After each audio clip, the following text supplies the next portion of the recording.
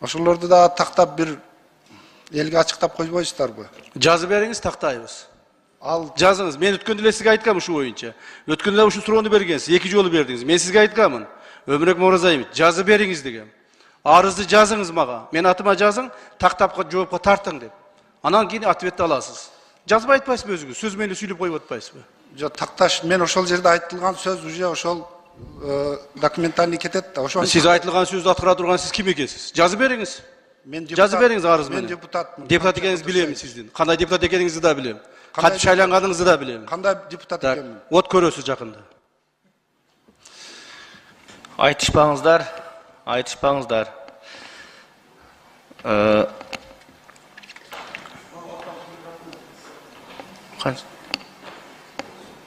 Üçüncü mikrofon.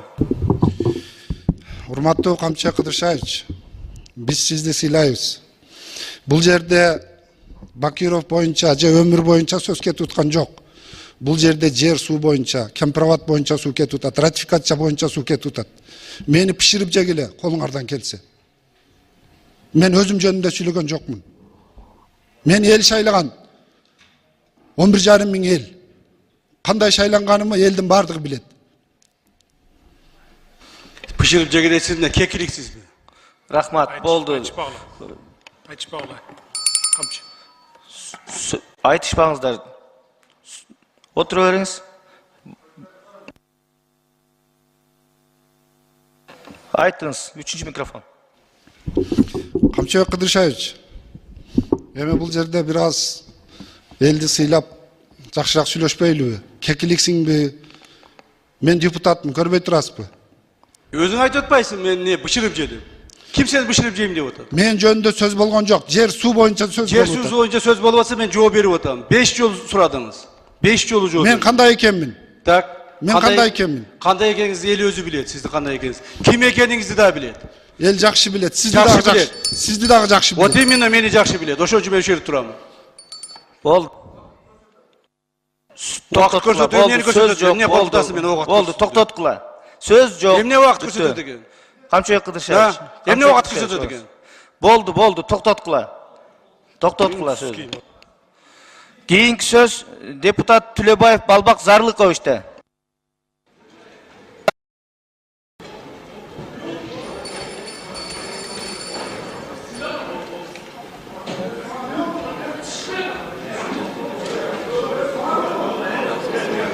Отургула, отургула. Отуруңуздар. Депутаттар, урматтуу депутаттар, тынчтаныңыздар, отуруңуздар. Урматтуу депутаттар, отуруңуздар. Урматтуу депутаттар, отуруңуздар. Ассаламу алейкум, жалпы кыргыз элим. Сиздерден жардам сурап кайрылып жатамын. 3 баланын жалгыз бой энесимин. Ортончу балам Умар 6 жашта, диагнозу ДЦП, врожденный паралич. Кайдыгер карабаган кыргыз элим. Уулум Умарга жардам бериңиздер. Балдарыңыздар оорубасын. Жараткан Аллах Таала өзүнөн башка эч кимге муктаж кылбасын суранамын. Уулум Умардын жок дегенде отуруп калышына жардам бериңиздер. Балам жок дегенде өзүнүн тамагын өзү ичкенге жардам бериңиздер, суранамын. Уулум Умарды таштабаңыздар.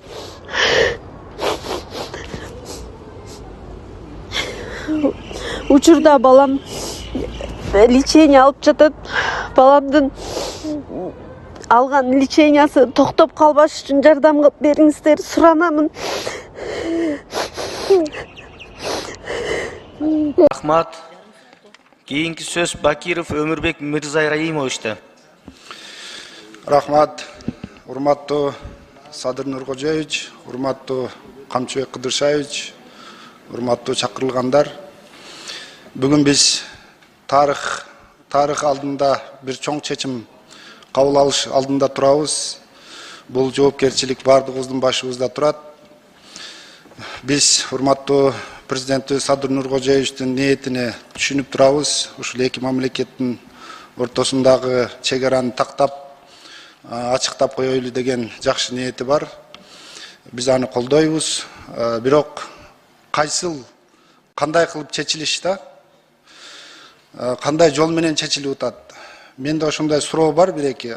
Урматтуу Камчыбек Кыдыршаевич, мына бул маселе барам эртеби кечпи чечилиш керек эле. Бирок мына ушул Сол жээк каналы Өзбекстанга кандай керек болсо суу, бизге дагы ошол бизге сол жээк каналы керек да. 200 километр ошол сол жээк каналы Компроват аркылуу, Өзбекстан аркылуу, менин туулуп өскөн Төө Мойын айыл өкмөтү аркылуу Бүргөндүгө чейин барыш керек. Бүгүн Төө Мойында суу жоктугунан 6000-7000 гектар жерлер суусуз элдер кыйналып атат. Эгер ошол канал өтүп калганда, бизде миңдеген гектар жерлерибиз суулуу болуп калат эле. Мына ошол Өзбекстанга кандай керек болсо, суу бизге дагы ошондой керек да. Сиздер мындай суроону маселенин кабыргасынан койдуңарбы? Эмне үчүн ошол сол жээк каналды курбай жатасыңар, курсаңар болбойбу деп? Өмүрбек Мырзарайымович, туура айтасыз. Бул каналдын бир эле Төө Моюнга Араванга эмес, Баткенге чейин барып, ошол жерде дагы миңдеген гектар жерлер сугарылмак. Бул Төө Мойын менен Араван жолдо эле өткөн жер болчу. Негизги максат Бүргөндү массиви болчу. Так. Бирок ошол маалда Союз тарабынан акча бөлүнбөгөн негизинен бул нерсе курулган эмес. Ал маалда бир мамлекетте жашайт элек, Өзбекстан, Кыргызстан баары Советтер Союзунда жашайт элек. Ошондо курабыз деп пландаштырылган.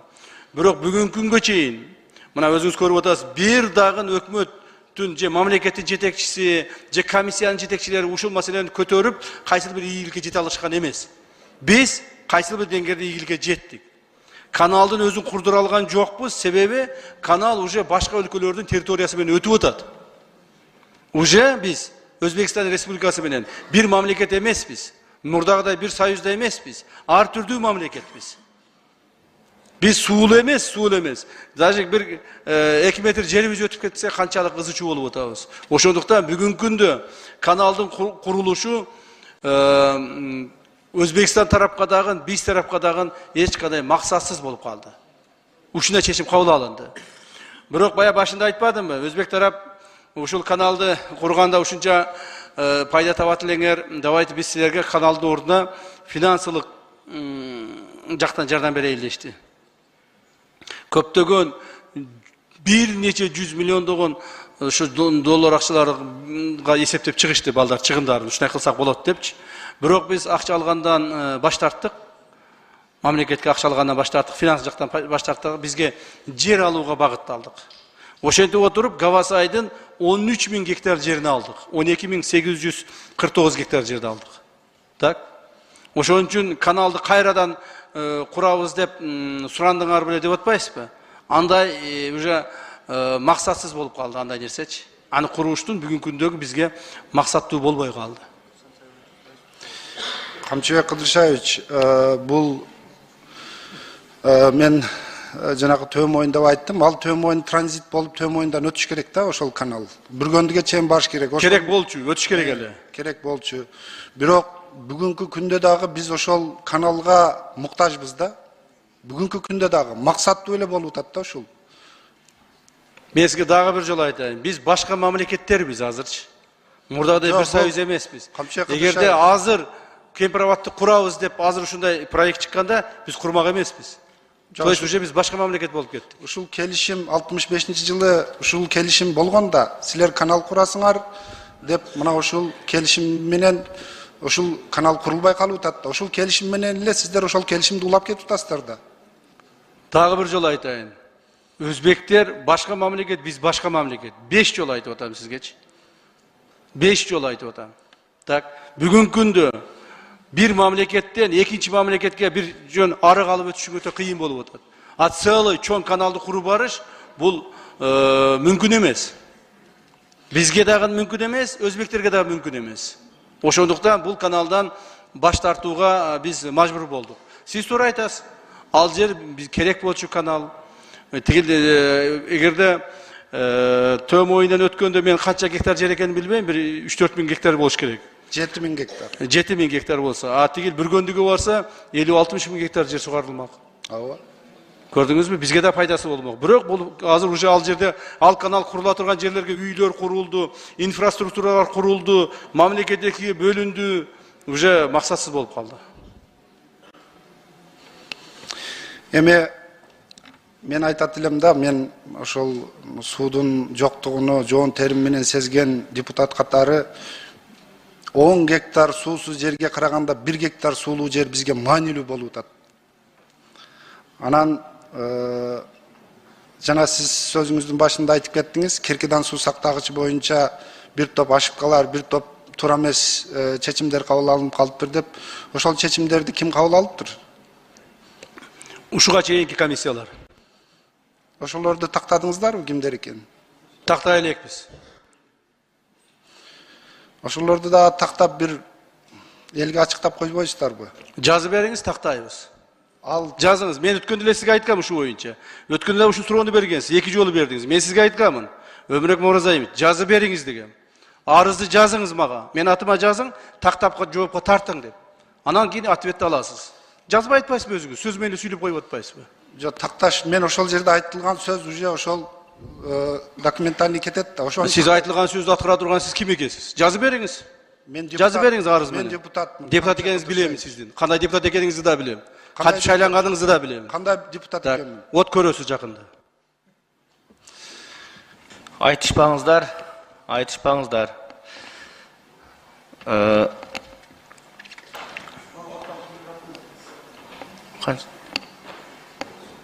Üçüncü mikrofon. Урматтуу Камчы Кыдыршаевич, биз сизди сыйлайбыз. Бул жерде Бакиров боюнча же өмүр боюнча сөз кетип аткан жок. Бул жерде жер суу боюнча, кемпироват боюнча суу кетип атат, ратификация боюнча суу кетип атат. Мени пиширип жегиле, колуңардан келсе. Мен өзүм жөнүндө сүйлөгөн жокмун. Мен эл шайлаган. 11,5 миң эл. Кандай шайланганымы элдин бардыгы билет. Пышырып жегересизбе, кекиликсизби? Рахмат, болду. Айтышпагыла. Камчы. Айтышпаңыздар.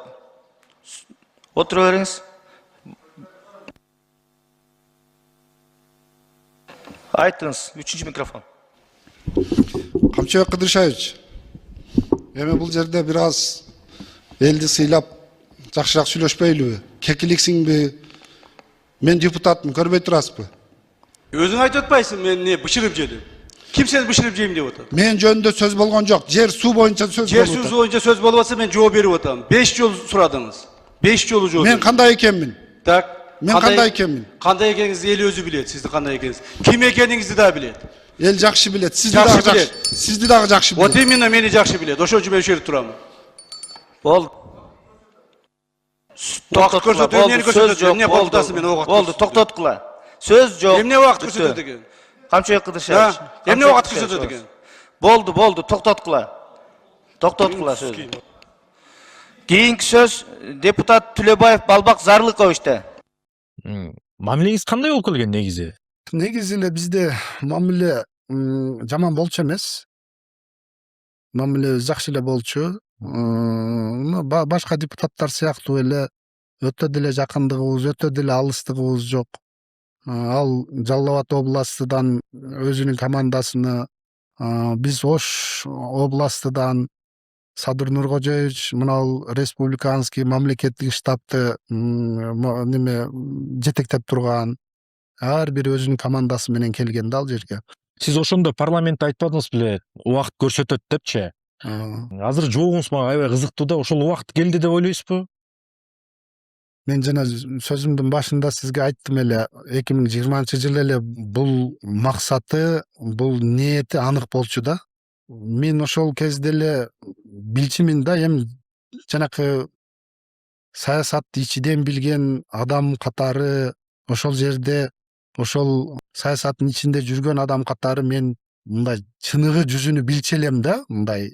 Бунун жана бетиндеги бет кап бир күн эмес бир күн сыйрылат деп мен деле мындай билчү элем да, мына. Бир күн эмес бир күн бетиндеги бет кабы сыйрылат. Ошондо эл билет буну. Кимдин ким экенин эл ошондо көрөт. Анан мен айыптабадыбы, сизди дагы эл билет. Анан мен дагы айтканмын, сизди дагы эл билет, убактысы келет, убакыт көрсөтөт кимдин ким экенин деп. Мына ошол сөзүмдүн немеси, мына ушул бүгүнкү күндөгү анын бетиндеги маскасы сыйрылганы болду да. Ошондо парламентте аябай катуу айтышып кеткенсиздер.